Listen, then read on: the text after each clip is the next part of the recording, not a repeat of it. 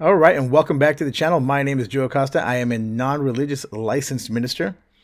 And the first thing I want to start off by saying thank you. We have amassed over 1,000 subscribers. It's been a short time. It's been fantastic. Thank you for liking and sharing and watching. I'm very hopeful that you are all learning and growing from this. And growth happens one way. We have to take it in. It doesn't just happen in aha moments. And it has to, like my book says here, let the answer sink in. It has to sink in to be able to grab a hold where that knowledge supersedes the knowledge that was in there before and prior that's really guiding our lives. All right, we'll be right back.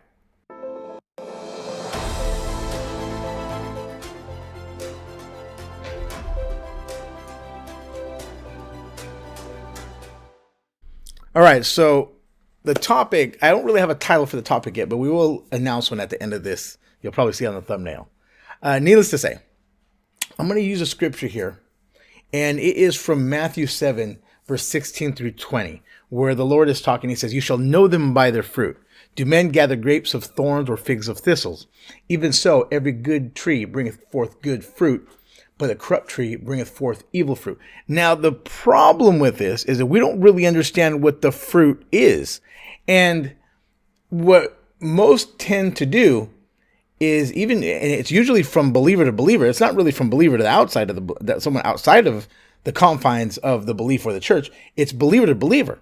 And just the same way they did to Christ. Well, they get in these discussions and they take the verse, "Study to show yourself a workman approved." That one's completely, a workman is, again, I've explained this before, but a workman is someone that's taken in the knowledge and it's gone into the heart, and then it comes out and it produces a result, right? Because a workman, someone that studied mechanics for a long time and has the knowledge, that can then go and perform mechanics.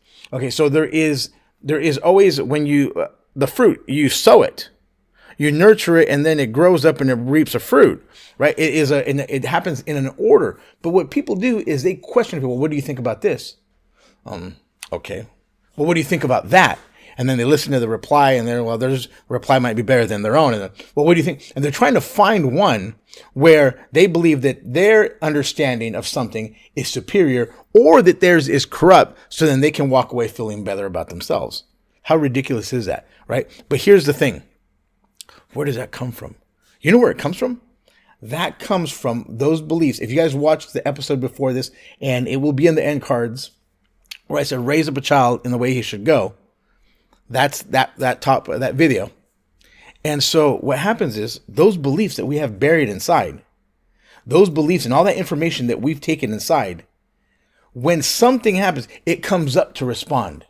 It comes up quickly to respond.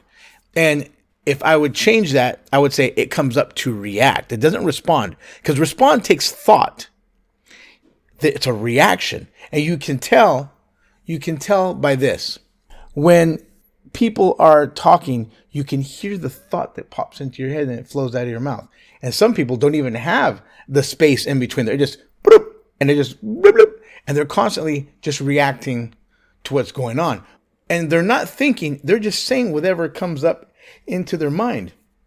Now, if you were to ask a math equation like 2,147 divided by 3.5, now they have to think. They're not going to respond quickly, because the answer is not going to pop up like that, right? So you can tell that they're not thinking. Thinking takes thought. That's why the Lord said, be slow to speak and quick to listen.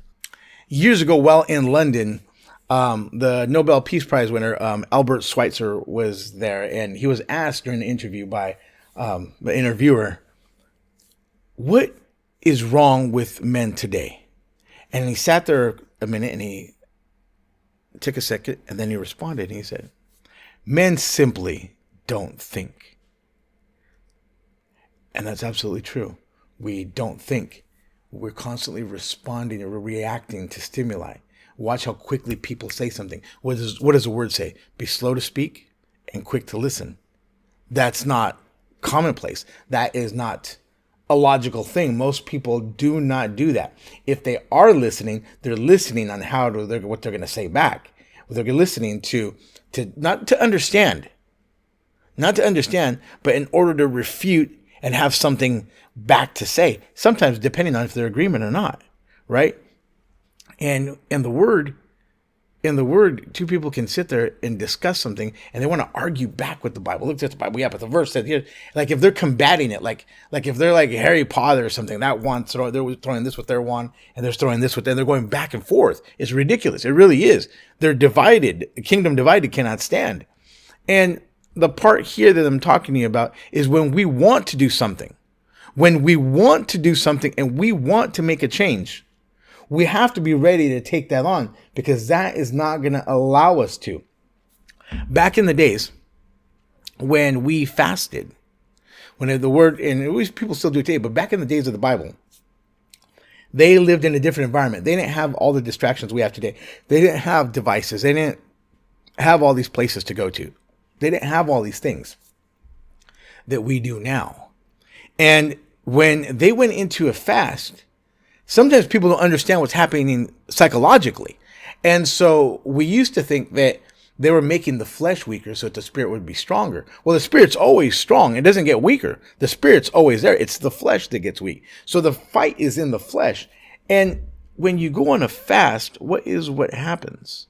You go on a fast, you haven't eaten, it's been 2 days, and your mind will say, hey, that part of your heart, that part of your mind will be like, hey, look at this cookie, you've done really good. And one cookie, who's going to know? I mean, look at that. That's really good. You know. And boom, before you know it, someone's broken their New Year's resolution, right? Oh, just one, just one little one, just a bite. And before you know it, boom, just slid right back into it, right? A dog returning to his vomit. We don't grasp what's happening on the underlying part of our being. Most people live their lives on automatic. So you have to kind of take in this understanding that you have a belief and the belief goes in and it becomes part of a heart. As a man thinketh in his heart, so is he, right? And that part, all those things that we take in as a belief are constantly guiding our life. Now we say, well, God's guiding our life. No. What's in your heart?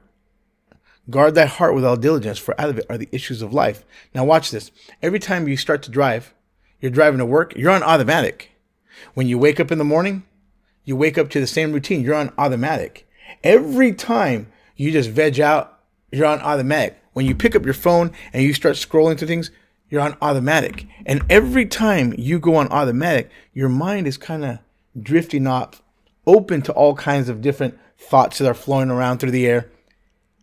But your life, the part that is guiding your actions while you're doing that, is the parts of the beliefs that you've taken in. And sadly to say, 95% of the time, most people are automatic. If you mess up their morning routine, they'll forget everything. If they're on the way to work, they'll forget their badge. They'll forget their keys. They'll forget something if you change anything. Every time you ask somebody to do something that's not in their routine, right? That sometimes is a reply, especially for young adults, young teens, and even, the kids in your house, you want them to help out. Right? You're breaking them out of their routine, out of their automatic. And that automatic, which is the accumulation of the beliefs and the habits that you've taken in, is what's guiding your life. Now, right now, we're at the beginning of the year. We're in January, and most people are trying to set a New Year's resolution. And they're going to lose weight. They're going to go to the gym more. They're going to stop doing this. They're going to drink less. They're going to stop smoking. All these things, right? And they're going to go on for a while. They're going to do pretty good. But by February, we're going to lose a lot of those people that started with a resolution. Why is that? Because when they go back into the automatic, that's part of the automatic. That's part of what's embedded in there. It's naturally inherent to them. It's inherent. And so they don't stop to think to change that. In order to change that, we have to consciously think. We have to embed new information into our heart. And the information that's in there already rises up to fight up against other information. Sometimes in industries, work environments, we say, well, people resist being changed. People don't resist change. People resist being changed. And that's what it is. People resist being changed inside. When you're going to change something different, even if it's an improvement, a lot of people don't like it. When we went to the light bulb from candles and kerosene, People were very skeptical. They didn't like it. When we went to cars or horseless carriages, there were a lot of people who were very skeptical. They didn't like it. We don't like change. That part of our being doesn't like change. And it argues and it fights back and it has a lot of control over your life. The heart is deceivingly wicked above all things. Who can know it? Now, we can read, we can study, we can take in knowledge all we want. But if it doesn't show up as a tangible result in our fruit, my fruit, the fruit, your fruit, my fruit is the results that we're getting. Is the results we're getting. We all are exactly the same. You might not hear that everywhere. You may not hear that. We're all exactly the same. The same amount of God that's in me is the same amount of God that's in you. And we have that. And we have the ability to move out of the way. Our own thinking, our own reactions, and get into right thought, which is righteousness. Right thought is righteous, right standing. That then allows that flow to happen. But I also have to remove the rocks and the boulders are in my own heart. It's not all about just the sin aspect. It's about the beliefs and thoughts that I think of in a certain way, and I believe those are right. And sometimes they aren't. I have to question my own convictions, why I do how I do. Why do I say the things I say? Why do I feel that way when they do that? And if it's not a good one, I need to get rid of it. We don't do that. It really comes down to examining ourselves, because as we are in our lives, we're going to produce that fruit. See, if you get 10 children, let's say 10 young adults, 18, 19, 20. Let's go with that. And based off of the beliefs that they've taken in, there's 10. When an opportunity comes up, and it's an opportunity to work at a certain job or do something, some kind of work that would really benefit them, you might get 2 to want to take it. One of them might want to get on there just because he knows that would help him get into what he really wants to do. One of them likes the idea. One of them is not sure. But let's say you get 2 or 3 of them that go. And from those 3, they get another opportunity. One jumps, one stays, one's not sure and waits for the next train. But of the 7 out of the 4 remaining, it's what's inside them that makes them take different jobs, different things. It's not their ability, because they all have the same ability. But it's the beliefs that they've taken in. When you watch somebody, they'll sit there logically because of what their eyes and their ears are telling them, and they'll disqualify themselves because of what they see and what they hear and how they relate themselves to that. Not understanding that the only limitations you have are the ones you set upon yourself. So it's not a thing that one person is taking a job and making really good money while another person has this job and they're barely getting by. What happens is we make decisions, and those decisions are what's causing our situation. And those decisions are being made based off of what's inside of us. What we have inside of us, what we believe to be true for us, and the thoughts and ideas that we've taken in. Literally, every person that is ever defeated is defeated in their own mind first. In here, inside, when you watch a football game, you watch a basketball, you watch a football game, it's really evident in football. You watch a football game and one team is down by 10 points, and every time they're down by 10 points, they just give up. They're defeated in their own mind. When you get to that 10 points, they're defeated in their own mind. You can hear even the crowd gets quiet. The crowd stops cheering. It just silences. We're defeated in our own mind because of the belief that we have. A person that's defeated in their own mind cannot win. And these inner beliefs, they control us more than we understand and know. Because you can be in a bad situation and you can sit there in that bad situation where you don't have enough. You're barely getting by. You can't take your family out to eat. You can't buy a new shirt or new clothes when you want to. You need new shoes for this, or you want another pair of shoes it's not about needs. It's about some of the things that you want. If God is your supply, we should look like it. If God is my exceedingly great reward, we should look like it. We should absolutely look like it. That is part of the testimony. That's part of our fruit. I mean, sometimes some of us talk about God like if he's like the Easter bunny and he's just over there somewhere. And even if I went and say, hey, well, I saw the Easter bunny, I met him, and I should at least have some chocolate, some eggs, a basket. I should have something that says that I met the Easter bunny, that I know him, right? I mean, think about it. Think about it. And I understand like there's some pastors in big churches that talk about giving. That's a whole other topic. And that a lot of it is really incorrect. And you're going to have to learn that one. And maybe we'll talk about that the next topic. But going back to it, we confine ourselves because of what we believe on the inside to a small box. How, like I said before, if God is all powerful and God is all knowing and God is omnipresent, equally present all places at the same time, that means that he's equally all knowledge and all power is present equally everywhere at the same time. That means in you, that means in me. How can that be? And then I'm confined. And then I look at the children of Israel in Egypt.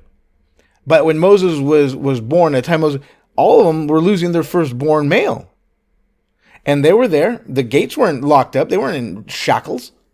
They could leave, but they don't. They're afraid to leave, but they're living in those conditions. And in those conditions, they make it okay and they make holy in that area of limitation and slavery and confine. Now, when you look at it like that, that's a lot of people now. That's a lot of believers. A lot of believers aren't beyond that.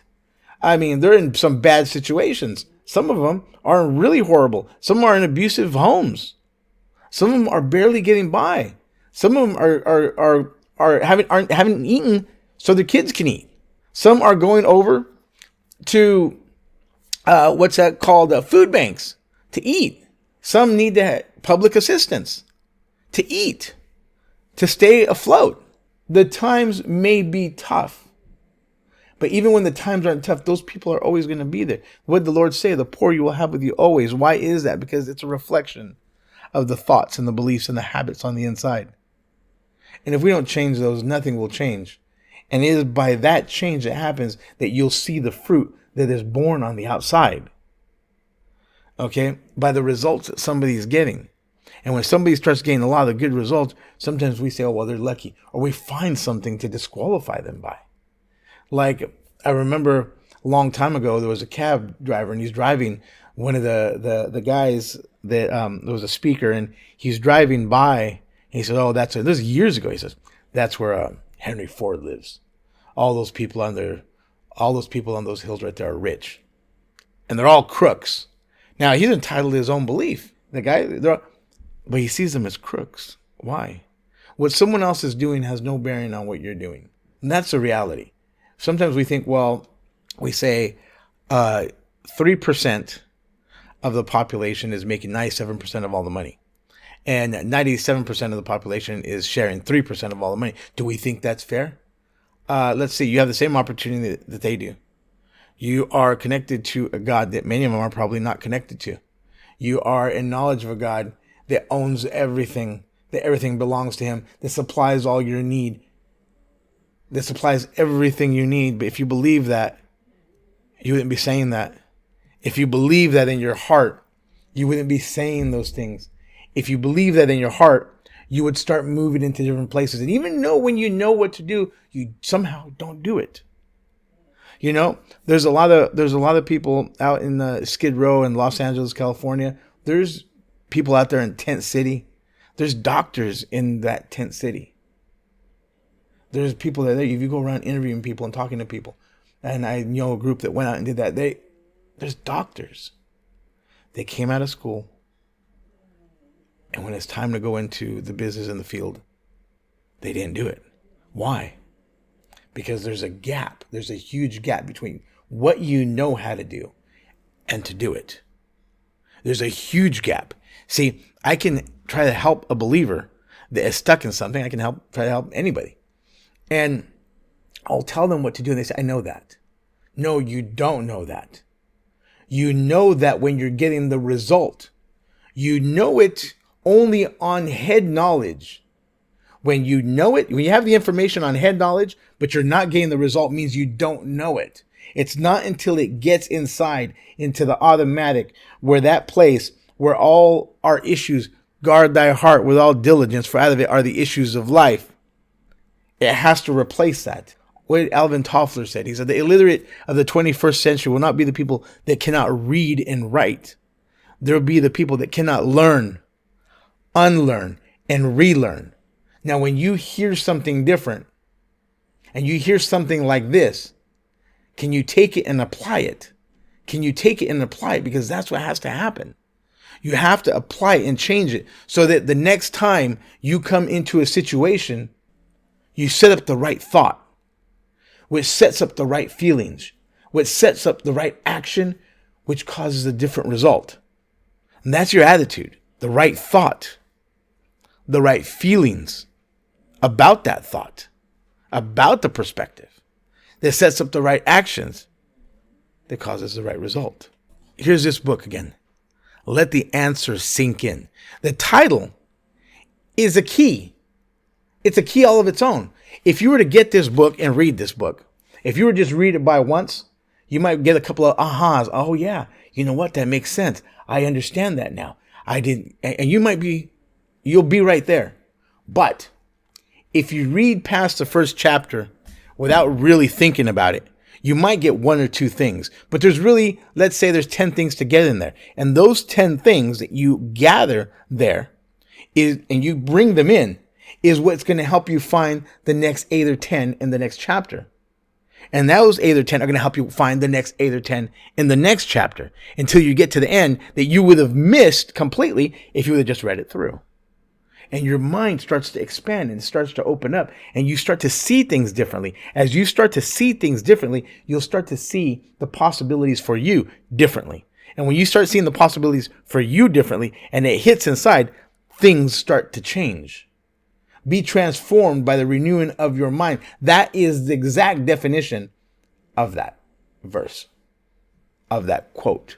That book is on Amazon. You can order it. It is reasonably priced, especially for what it'll do for your life. I have another one coming out very soon. I do this so I can help other people grow because we're in this time right now. You just look around you.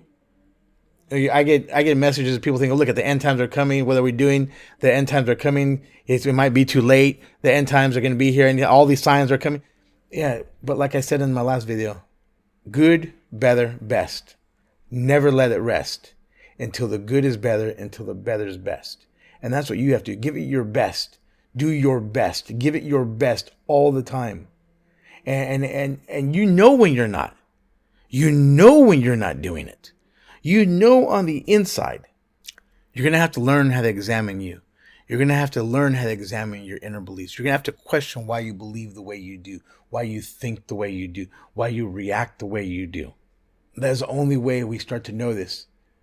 What makes us feel upset? What makes us... It's not that you got upset. What made you feel upset? How can something outside of you make you feel a certain way? You have to give power to that thought. You can look at things from different perceptions. You don't have to let someone bother you. No one can really make you mad. You have to allow them to make you mad. And of course you get the person that's going to be, well, the Lord, no, listen, the Lord wasn't mad all the time. The Lord was upset when he did what they did with his father's house. But he don't get as mad as you do. So don't try to play it up like that's the case. Because it's not. Don't try to find the one thing.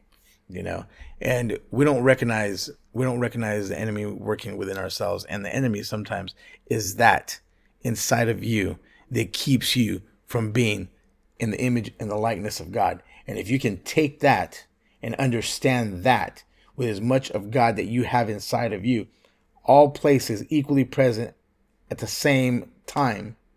If all the knowledge, if you're finding something, you say, yeah, how am I going to do that? If all the knowledge and all the power is equally present at all places at the same time, and that's in you too, then what you have to learn to do is calm down and ask the right questions. Don't ask, yeah, right, how am I going to do that? Ask it in disbelief. Ask it in belief. Because without belief, you're not going to get anything. Without belief, you're doomed to be in the same place again. It doesn't matter if God brings you out of sin. You're still in slavery. You're in slavery to your own mind. You're in prison to your own mind. Or look at when the man that Jesus healed that was on his mat for 30 years and was waiting for the water to be stirred. He's been waiting for the water to be stirred for 30 years and people were jumping in. I would just sat in the pond and just sat in there and waited for it to be stirred, however long it was going to take, right? But even after he's better physically on the outside, his mind is in the same place. His automatic is in the same place. Why? Because when the Lord finds him, he says, stop your sin and let something worse come upon you. You already know better. You know better. The change starts here in my mind, in my heart. And if it doesn't change there, everything else is for no point. Because that's the only way you get the fruit. That's the only way you're going to get and bear that type of fruit. Good fruit. Good things. Not bad things. Some people say, well, the Bible didn't promise us that nothing bad was going to happen. It's not a bad thing that's happening to you. It's an opportunity. See this right there? When something bad happens, we think it's the devil. Oh, look at the enemy is going to get you because you're not doing so great that you're going to catch his attention. Most people aren't. Now, that's not what's going to happen. That thing that's happening is like a rocket. A heat-seeking missile is guided by negative feedback. That means it's on its way to its target. And when it gets off its target, it gets feedback that sends it back. Well, when something's bad is happening, it's sending you feedback that you're off the target. And so that's not the enemy. You can call it, hey, he's helping me out. If you want to say anything, choose the right perspective. Because if you have a small problem, you have a small opportunity. If you have a big problem, you have a big opportunity. But every problem you have is an opportunity for you to show Christ in you, the hope of glory, that what you're made of, in the image and the likeness of God. Now, if you don't get a hold of that, then there's no even point of talking about God until you figure that out. It's not about, Jesus coming to my heart. That's it? Really? So, anyways, I'm going to leave you with that. You should probably watch this video a couple of times. Some people need it. Some people really need it. And like I said, this book, it's on Amazon. It's reasonably priced. It will help your life. There'll be a video up in the corner here, one of the cards. All right. God bless.